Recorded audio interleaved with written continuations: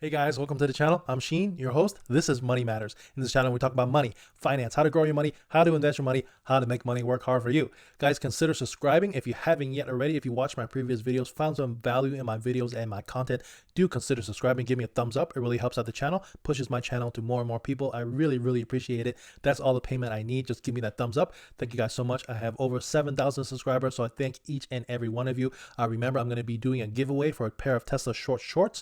So you have to be a subscriber if you want the Tesla shorts. So consider subscribing and you'll be eligible for the giveaway when it happens. So today I have an update video for you guys about the Very Good Food Company. This stock has been popping off, blowing up. It has been up like 60% since I talked about it first about a week ago, and has some drama, some recent drama to this stock, to this company. We're going to talk about it. We're going to talk about if I'm concerned, am I going to sell out? What's my opinion about the recent drama? Is something to worry about, yes or no? I'm going to show you my cost basis. I know the first time I talked about this stock, I said that I'm looking to get in under $2. So I'm going to show you my cost basis. I'm a man of my word. If I say I'm going to get into the stock, I get into the stock. You could look at back my videos. I usually show you my positions, show you my cost basis, show you everything. I'm very transparent about my portfolio. So I have nothing to hide. So we're going to talk about it. Let me make myself smaller. We're going to talk about everything that's going on with the Very Good Food Company. This is their front page, Very Good Food Company. They used to be called the Very Good Butchers. So this is their stock. Let me move myself over. So $3.18 is where it closed today, up 2.42%. So we're going to talk about this. So it was up roughly like 20% on the day. And look at this chart. This is the day chart today. And it was up to like $4.30 something cents. At the end of the day, basically at the close, the stock just crashed. Went all the way back down to $3.18. You can see that just fell off a cliff. We're going to talk about exactly why that happened. But it was a massive day. Just gave up all the gains. So let's see, next slide. So this is my first video I put out about a week ago. I had 1,800 views. Somebody commented, how much did they pay you to make this video? And I just laugh at that, because here's my response. What company would pay me for my 1,800 views? I document what I buy on YouTube. I'm never sponsored. And so just want to talk about this briefly. If I was ever sponsored, I would disclose in my video that I'm sponsored. I would say, hey, this video is being sponsored by so-and-so. I have no shame about somebody sponsoring my videos. I wish somebody would, but the fact of the matter is I'm just small potatoes. I have like 7,000 subscribers.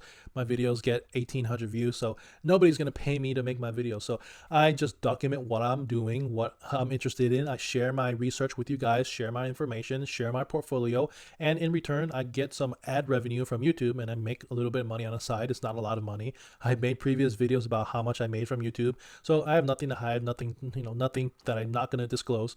So no one's going to pay me for my video. So what I say is completely my own opinion. And I think if somebody were to pay me for my videos, I don't think there's anything wrong with that. What is wrong with a company saying, would you review our company, review our stock, and in exchange we'll pay you X amount of money?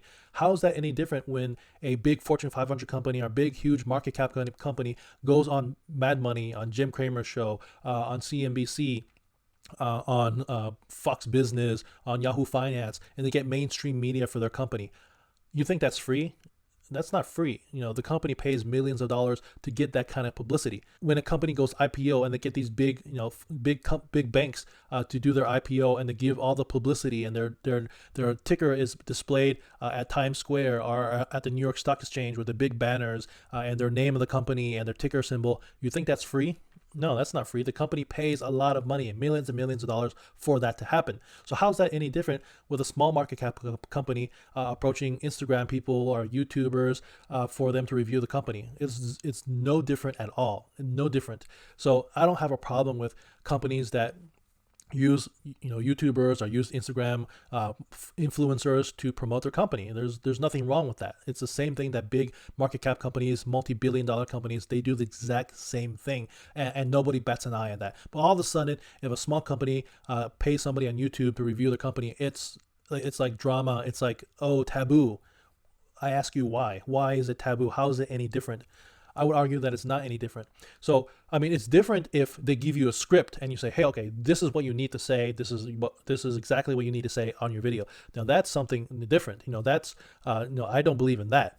I believe in giving your own opinion. If I ask to review a company, I would give you my personal opinion about the company using my research. So I wouldn't, I would never say okay if they forced me to say something. So that's just my opinion about that whole nonsense that if somebody pays somebody on YouTube to talk about the company, that's a bad thing. I don't think it's a bad thing. I think it's perfectly fine. YouTube is massive. Instagram, social media is massive. So why would a company not take advantage of the marketing, of the publicity? I mean, this is what the game is about. It's about marketing. It's about, expanding your market to get more market share, to get people talking about your company. So it's the exact same thing that multi-billion-dollar companies do when they get on Jim Cramer's Mad Money and such. So, but to cut to the chase, I get 1,800 views. Nobody sponsors my videos. Everything that I say about my videos is my own opinion, and it's just me documenting, my journey throughout the years about buying stocks. So I'm a man of my word. This is my position on Very Good Food Company. So I have a cost basis of $1.98, just under $2. I have nearly 60% gains so far. So I'm up about 400 something dollars. The market value of my position is, I think it's about 400 stocks shares I have, and the market value currently is $1,272. So this stock has been blowing up basically like literally 1 or 2 days after I released my videos. My video, Jeremy from Financial Education, basically, the biggest YouTuber in this space about financial stocks and whatnot. He released his video. This is the video buying a new $1 stock vegan, not beyond meat. So he released this video, got 72,000 views. So this guy has 568,000 subscribers. So he is a big time YouTuber. So he released 2 videos. He released this video just a couple of days ago, or just actually yesterday, and just talking about the same stock, the same company, Very Good Food Company. Showed his portfolio, and this got 32,000 views, and it's only about 24 hours old. So then there was a press release. This is the press release from Very Good Food Company that was just released today at 3:18, right after the market closed, and that's when we saw the stock crash. This is the drama, okay? So let's see. The Very Good Food Company issues a statement regarding promotional activity. All right, so at the request of OTC Markets and IIROC, we would like to address the recent increase in trading activity, provide details around promotional media, and confirm that no material information remains undisclosed. Since the date of the initial IPO, the company has been featured across a wide variety of media platforms, receiving significant publicity in connection with the increased interest in the plant-based food technology sector. These include Fox Business in connection with Pamela Anderson partnership, Economist, Motley Fool, and recently YouTube influencer Jeremy Lefebvre. With his 568,000 subscriber account by the name of Financial Education. The company cautions readers that the aforementioned media content was created by third parties, which with whom the company has no relationship, and the content was neither reviewed, authorized, nor approved by the company. In addition, no financial consideration was paid in connection with this content. So there you go, from the company itself. They did not ever pay anybody on YouTube to make videos about their company. It was all done by the YouTuber, including myself, on my own accord. I have no connections with the company. So this is the massive movement. Look at this, 4.4 million shares traded on today. That is massive amount of shares for a market cap company of only 227,000 to have 4.4 million shares traded today. Just to give you in comparison, this is Beyond Meat. Today, Beyond Meat had a volume of only 2.1 million shares traded today. So massive volume. So what's going on? Why so much trading volume? So VG, Very Good Food Company, has since reviewed the disclosure of the promotional materials. So this is a company that the Very Good Food Company actually contracted to do some promotions for the company.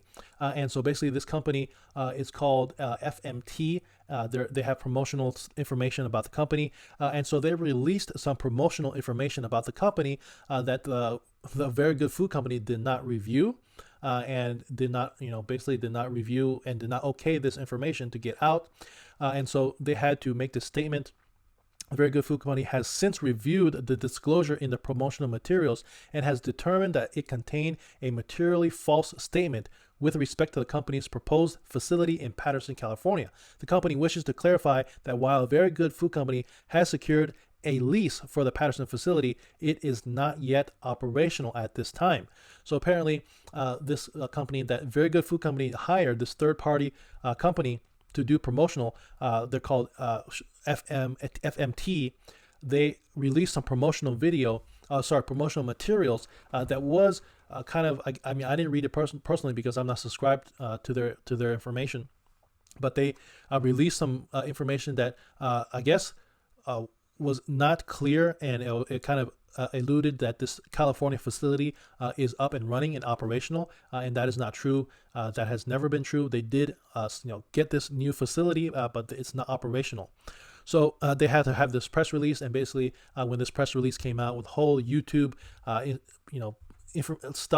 YouTube information, people that are talking about the company, and combined with this promotional information that this company that released this information without it being reviewed, some information that was not completely true, this caused the stock to basically crash. All right, so just to make everything clear, this is from Very Good Food Company itself, from their press release, and this came out on the September the 3rd, basically talking about that they just signed a lease for planned expansion into the U.S. market with a California production facility that will significantly increase Very Good Food Company's production. So they signed this lease on September 1st.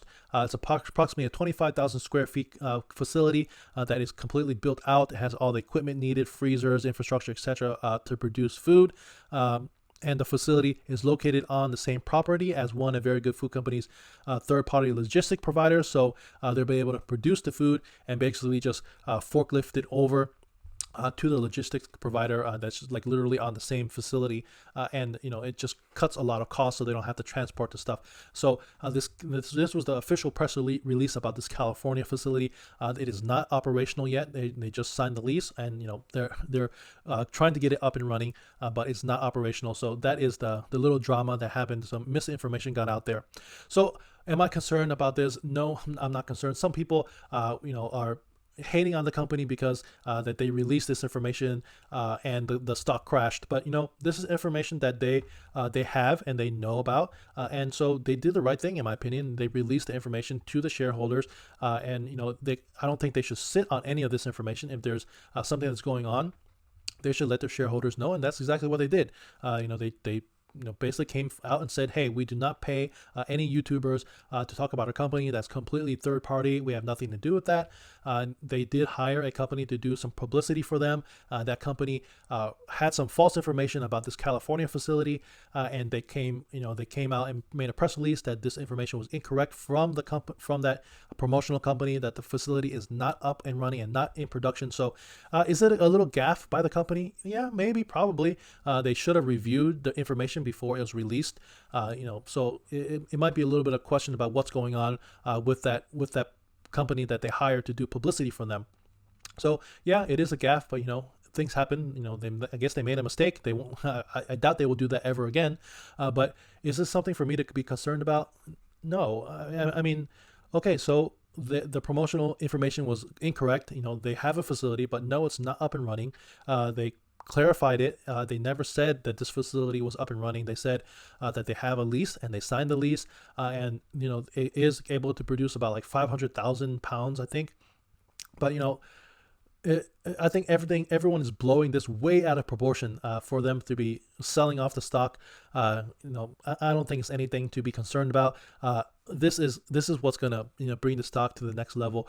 Their announcement for holiday orders productions is up. I think it's like 300%.